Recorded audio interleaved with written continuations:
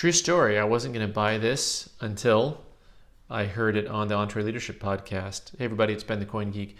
Welcome to Ben's Friends AZ, where sometimes we talk a little bit about whiskey.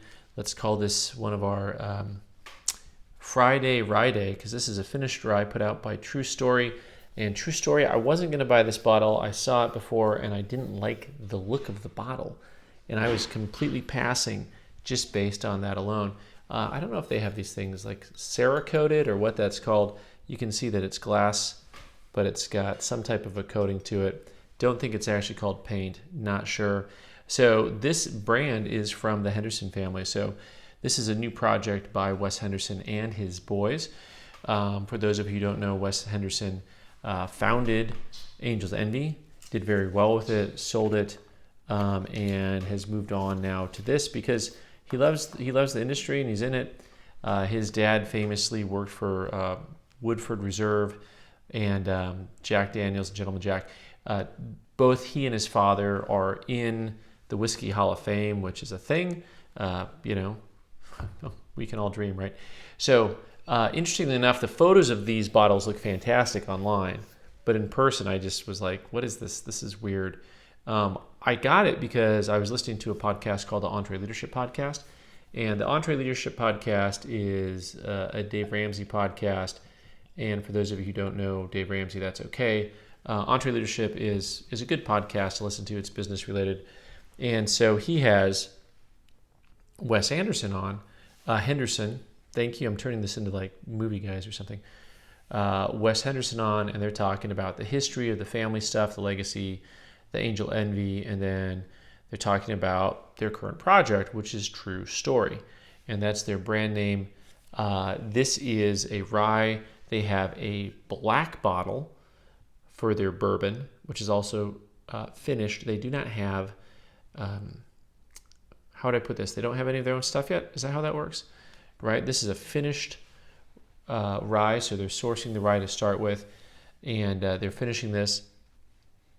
This particular rye is finished at a 50% alcohol level, 100% proof, and it is finished with the Amburana wood, which one of my favorite whiskeys is a RD1, their Amburana, which is just tastes like cinnamon, very, very strongly like cinnamon, but it's not using chemicals to flavor it. It's of course the wood.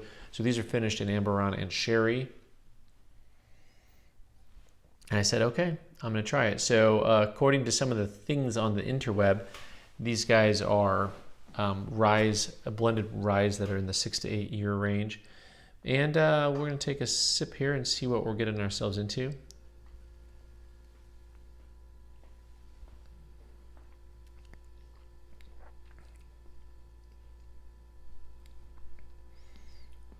Well, that's different. Yeah. Sometimes I don't like it when I like something that I didn't think I was going to like. I don't know, does that seem kind of weird? It's just an interesting combination. If you like the RD1 Amburana, you're going to like that. If you like generally some of the Amburana ones that are out there, this has that, but then it has something else that's different with it because of the sherry finish that goes along with it. It definitely has a different aftertaste or vibe than the RD1 does. For those of you who don't know, that's going to be in their green bottle. So this is RD1, and this is these are 55% on this little guy here, but very strong in the cinnamon taste.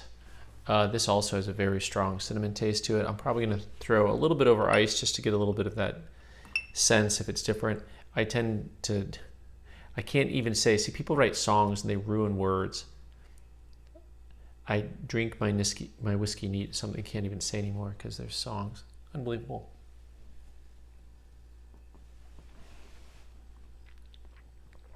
Yeah, so my gut reaction on this is a solid 7 on the Dramface scale.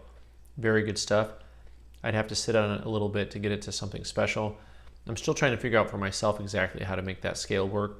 when I do whiskey tasting nights, bourbon nights. What's fun is I'll have people use the scale 1 through 10, and some guys are scoring everything like 2s, 3s, and 4s. Other guys are scoring everything 5, 6, and 7. Some guys are like 7, 8, 9. Then I get to make a joke, but no one's doing 6, 7 because that's lame.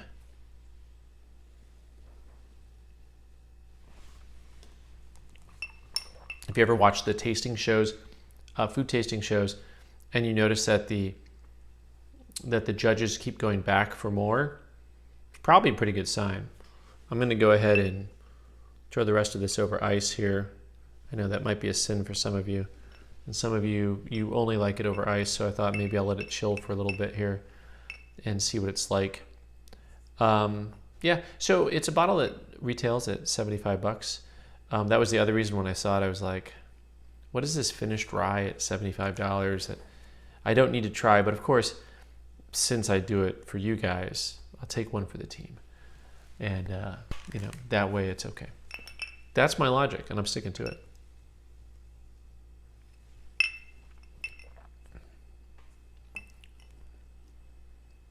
So I think for myself, I still have a flavor profile that I'm really going to prefer that neat. It is very much almost like a dessert whiskey. It is very sweet. It's not too, doesn't have a lot of bite to it like you'd see with some ryes, but if you've had maybe like a Willet Beyond 4-year type rye, if you've had some of the High West Midsummer's Night Dram,